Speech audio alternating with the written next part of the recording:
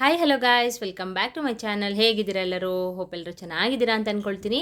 ನಾನು ಕೂಡ ಅಷ್ಟೇ ತುಂಬಾ ಚೆನ್ನಾಗಿದ್ದೀನಿ ಗೈಸ್. ಎಲ್ಲರಿಗೂ ಶಿವರಾತ್ರಿ ಹಬ್ಬದ ಶುಭಾಶಯಗಳನ್ನ ಕೋರ್ತಾ ಇವತ್ತಿನ ವ್ಲಾಗ್ನ ಸ್ಟಾರ್ಟ್ ಮಾಡ್ಕೊಳ್ತಾ ಇದ್ದೀನಿ. ಎಲ್ರಿಗೂ ಶಿವಪ್ಪ ನಮ್ಮಪ್ಪ ಎಲ್ಲರಿಗೂ ಕೂಡ ನಿಮ್ಮ ಕಷ್ಟಗಳನ್ನ ಕಳೀಲಿ.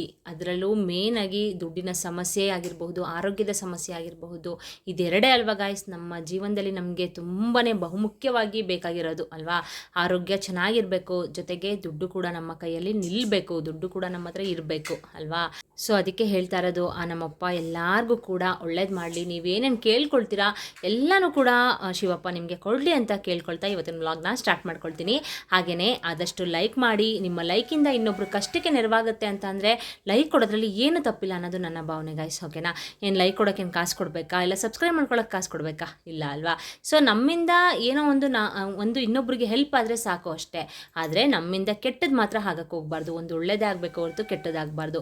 ಸೊ ಅದಕ್ಕೆ ಹೇಳ್ತಾ ಇರೋದು, ನಿಮ್ಮಿಂದ ಒಬ್ಬರಿಗೆ ಹೆಲ್ಪ್ ಆಗಬೇಕು ಅಂತಂದರೆ ನಿಮಗೂ ಕಷ್ಟಕಾಲ ಅನ್ನೋದು ಬಂದೇ ಬರುತ್ತೆ. ಆ ಕಾಲದಲ್ಲಿ ಅಂದರೆ ನಿಮ್ಮ ಕಷ್ಟ ಕಾಲದಲ್ಲಿ ದೇವರು ನಿಮ್ಮನ್ನ ಕೈ ಹಿಡಿಬೇಕು ಅಂತಂದರೆ ನೀವು ಕೂಡ ಇನ್ನೊಬ್ಬರಿಗೆ ಹೆಲ್ಪ್ ಮಾಡೋ ಮನಸ್ಥಿತಿ ನಿಮ್ಮಲ್ಲಿ ಇರಬೇಕು. ಓಕೆನಾ?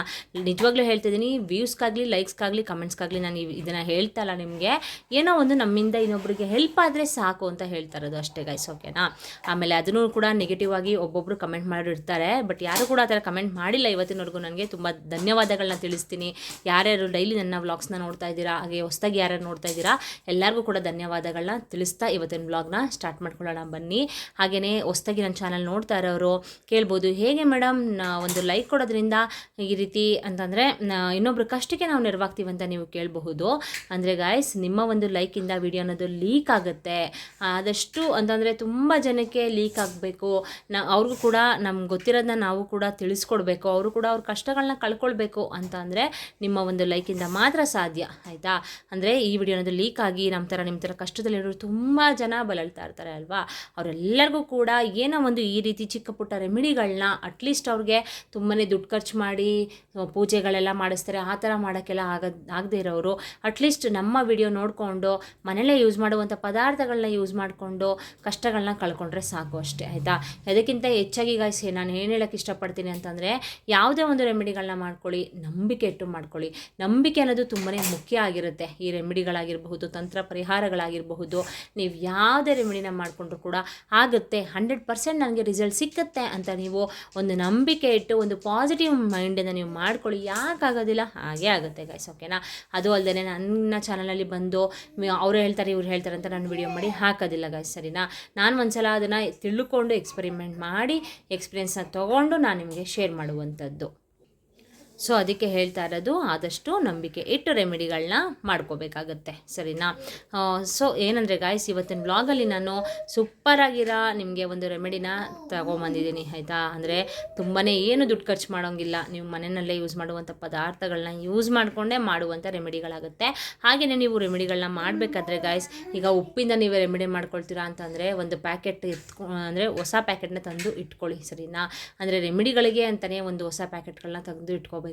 ಅಡುಗೆಗೆಲ್ಲ ಯೂಸ್ ಮಾಡ್ತಿರಲ್ಲ ಅದನ್ನೆಲ್ಲ ಯೂಸ್ ಮಾಡೋಕ್ಕಂತೂ ಹೋಗಬೇಡಿ. ಸರಿನಾ?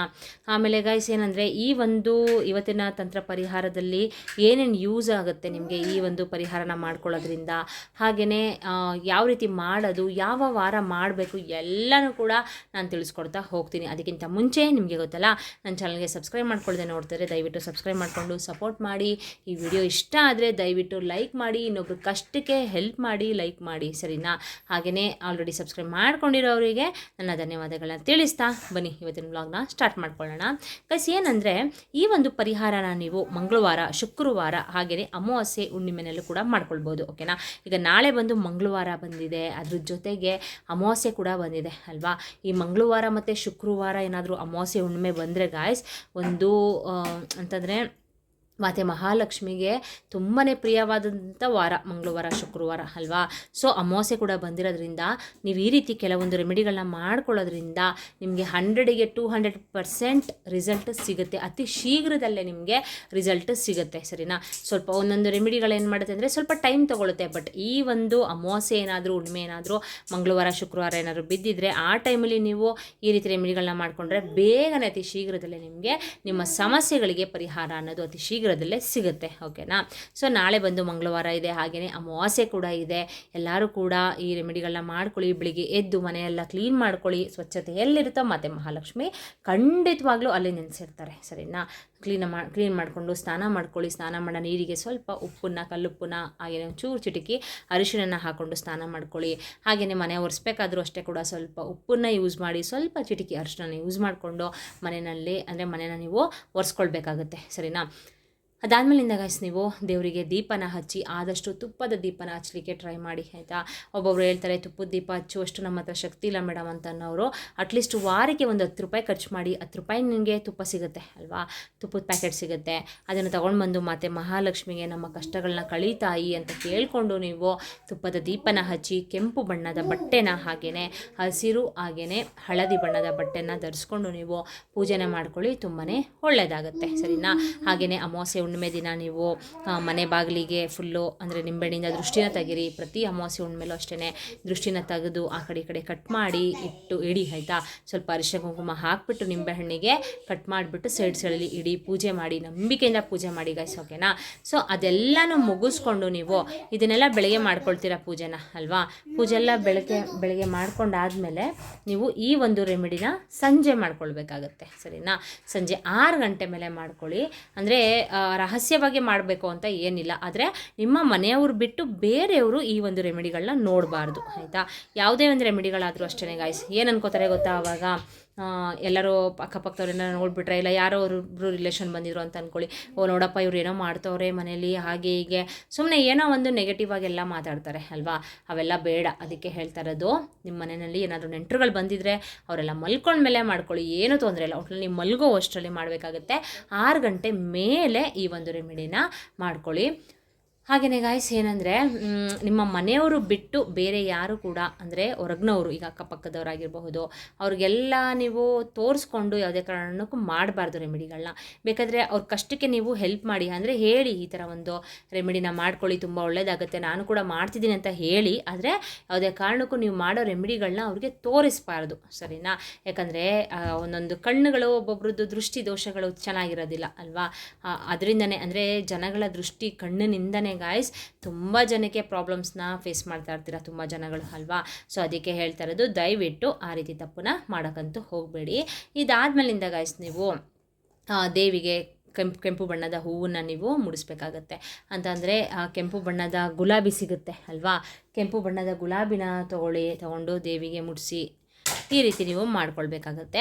ಈಗ ಈ ಒಂದು ರೆಮಿಡಿನ ನೀವು ಯಾವ ರೀತಿ ಮಾಡ್ಕೊಳ್ಳೋದು ಅಂತ ನಾನು ನಿಮಗೆ ತೋರಿಸ್ತೀನಿ. ಹಾಗೆಯೇ ಎಷ್ಟು ದಿನ ಇದನ್ನು ಇಡಬೇಕು, ಯಾವ ಜಾಗದಲ್ಲಿ ಇಡಬೇಕು, ಹಾಗೆಯೇ ಅದಾದಮೇಲಿಂದ ನೀವು ಇದನ್ನು ಏನು ಮಾಡಬೇಕು ಎಲ್ಲನೂ ಕೂಡ ತಿಳಿಸ್ಕೊಡ್ತಾ ಹೋಗ್ತೀನಿ.